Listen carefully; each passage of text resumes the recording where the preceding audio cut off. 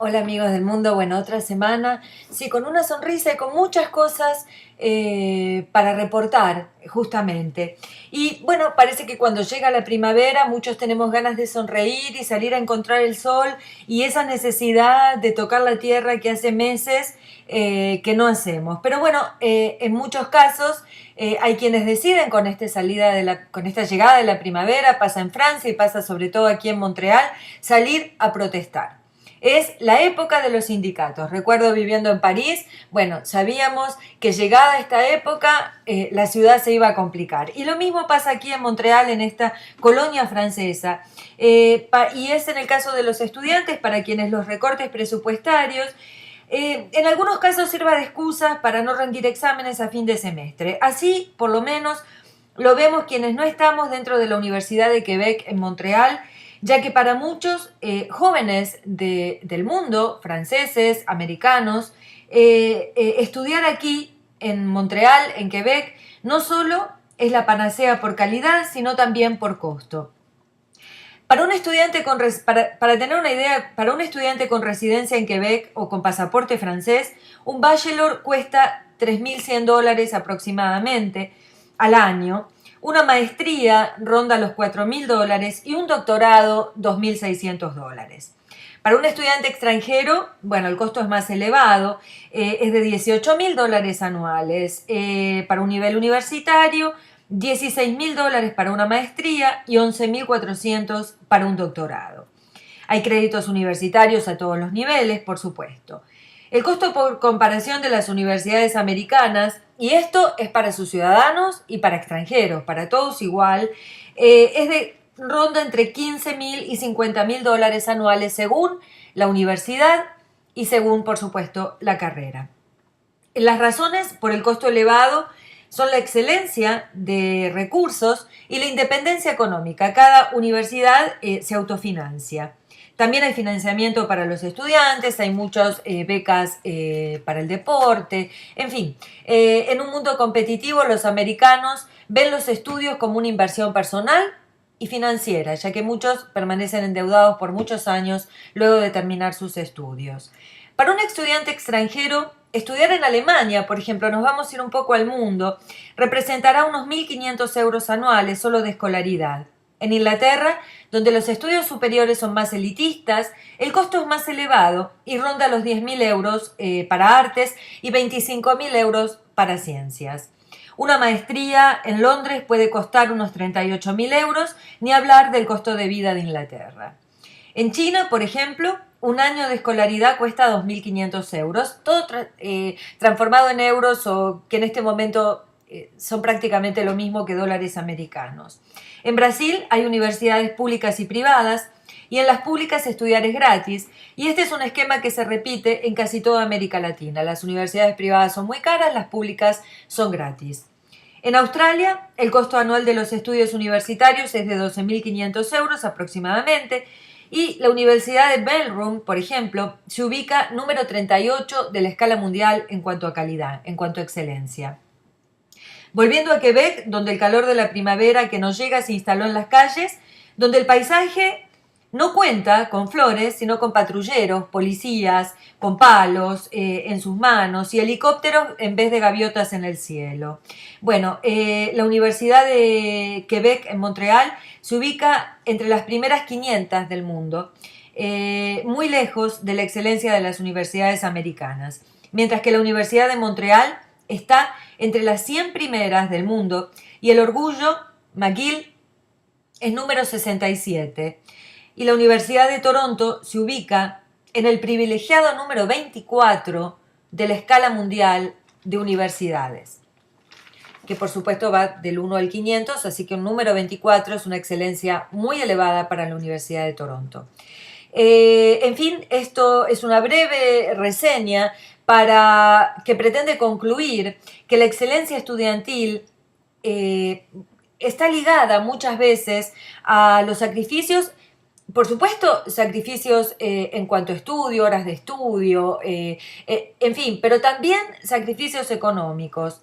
No necesariamente implica esto segregar a quien no pueda pagar, no, definitivamente hay créditos estudiantiles, beneficios, en Quebec se pagan muchos impuestos, pero bueno, estos impuestos no van solo a la universidad, sino también a otros recursos, que bueno, en Quebec se habla de falta de buena administración, por lo que también el sistema de salud está colapsado. En fin, el compromiso, lo que quiero decir, el compromiso es no solamente intelectual, sino muchas veces económico.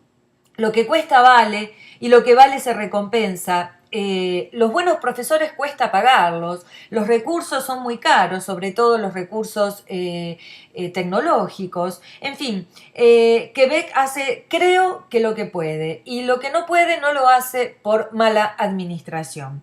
Es mi forma de ver. No es casualidad un informe que refiere que los inmigrantes en Quebec cuentan con el doble de títulos universitarios que los residentes de Quebec, que las personas nacidas en esta provincia.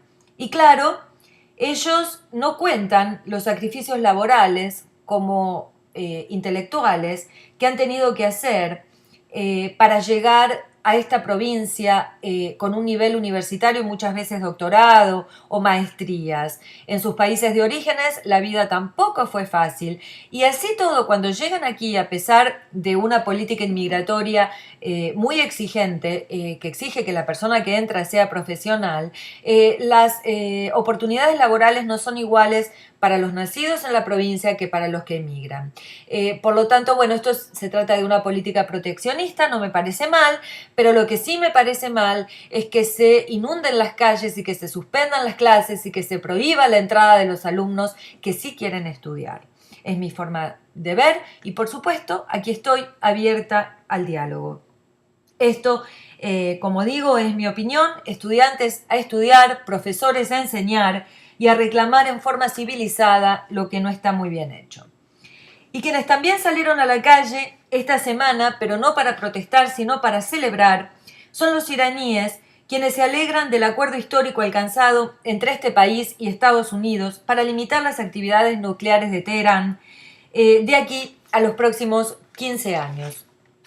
El objetivo principal de este acuerdo es impedir al régimen de ayatolás, o sea, al régimen de líderes espirituales, desarrollar un arma atómica. Haciendo historia, el régimen del ayatolá Jomeini convirtió a la República Islámica de Irán en la primera teocracia del mundo moderno. La revolución de 1979 nacionalizó los negocios e industrias cables y la reforma dio un vuelco absoluto cultural que ubicó al Irán en un país y en un retroceso muy importante en su avance mundial. Tanto los materiales escolares como los programas de televisión, por ejemplo, debían estar de acuerdo con los enunciados del Islam. Jomeini estableció la ley suprema de la Sharia y muerto Jomeini en el año 89, Irak invade Irán en busca de la riqueza petrolera, por supuesto, y el embargo de Estados Unidos hizo estragos en la economía del país. Llegó al poder un clérigo moderado, Mohamed Khatami, quien, como demostración de su apertura, nombró como vicepresidente a Musumed Ebitea, primer mujer que ocupó un cargo de esta índole históricamente en el país, y me disculpo si no lo pronuncié bien, pero es la vicepresidenta de Irán, orgullo del mundo árabe.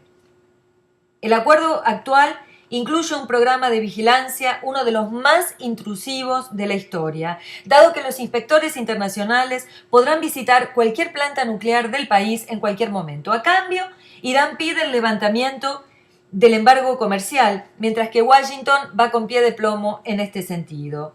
El acuerdo fue televisado y por primera vez los iraníes pudieron ver al presidente Barack Obama en televisión. Esto desde la Revolución Islamista de 1979. Y mientras algunos estudiantes protestan, otros mueren salvajemente, sí, asesinados en Nairobi. Fueron 147 los muchachitos que murieron en manos del grupo jidaísta Al-Shabaab. En una universidad del noreste de Kenia, fueron solo 4 las bestias que lograron esta masacre. Dividieron a los muchachos dentro del campus de la universidad entre católicos y musulmanes y mataron a los primeros. 147 muchachos. La Universidad de Garissa se encuentra, allí ocurrió la tragedia, se encuentra a 147 kilómetros de la frontera con Somalia y es en su campus donde ocurrió esta matanza a sangre fría inexplicable. ¿Cómo escapar de la locura, la miseria, la radicalización? Bueno, en Kosovo, por ejemplo, la gente eligió optar por la emigración. Sí, es una epidemia. La gente emigra y cada día los maestros reportan que 2 o 3 niñitos no vienen a clase. Y esto es porque sus papás decidieron salir de Kosovo. La independencia serbia es reciente, es del año 2008 y fue en el año 2014 cuando 140.000 personas eligieron el camino del exilio.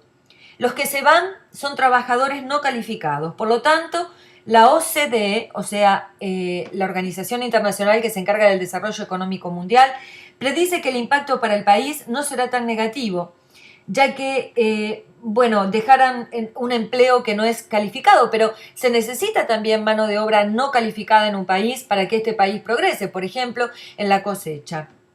Y también el país, dice la OCDE, se va a beneficiar de las remesas que estos trabajadores envían del extranjero. Este país, Serbia, es un país gangrenado por la corrupción y el crimen organizado, y gracias a ello esta república joven no es reconocida en su intención de ingresar a la Unión Europea. Por esta razón el país seguirá siendo por mucho tiempo uno de los más pobres del continente europeo. Y si de inmigración ilegal se trata, el mar Mediterráneo ya cobró 3.500 vidas que perecieron ahogadas intentando cruzar de oriente a occidente. Esto fue nada más que en el año 2015, o sea, estamos en abril, en 4 meses el mar se cobró tantas vidas. Es la más alta, elevada cifra registrada en la historia del éxodo migratorio. Y el mundo árabe también goza de otro récord. Lamentablemente este récord no es de los mejores que podemos relatar en este informe. Es el área más violenta del mundo árabe y el país más pobre. Me refiero a Yemen. Allí hace 2 semanas que se libran combates aéreos contra grupos chiitas. La Cruz Roja, Médicos Sin Fronteras y las Naciones Unidas no dan abasto a paliar los estragos de esta guerra que Arabia Saudita declaró al país y que ahora se agravaría con la ayuda de tropas terrestres pedidas por Arabia Saudita a Pakistán. Las imágenes de la destrucción son conmovedoras y lo lamentable es que este escenario bélico recién abre su telón. Y para finalizar, un poco de respiro a tanta guerra para referirnos a la situación económica financiera de los viajeros. Sí, no vamos a hacer mucho análisis macroeconómico ni microeconómico, sino simplemente referirnos a que, los norteamericanos y canadienses podemos visitar el viejo continente, que para personas como yo, que lo adoran, es una buena oportunidad. Históricamente el dólar se encuentra con el euro empatados.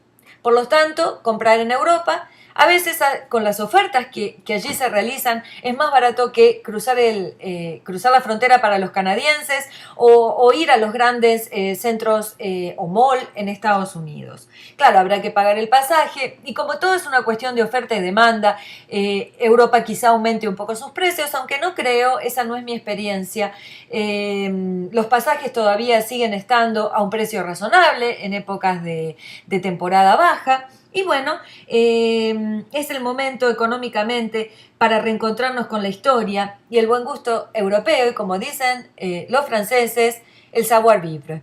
Y con esto me despido hasta la próxima semana con mucho cariño desde Montreal para el mundo, para quien quiera escuchar, para quien quiera discutir, Silvina Vázquez.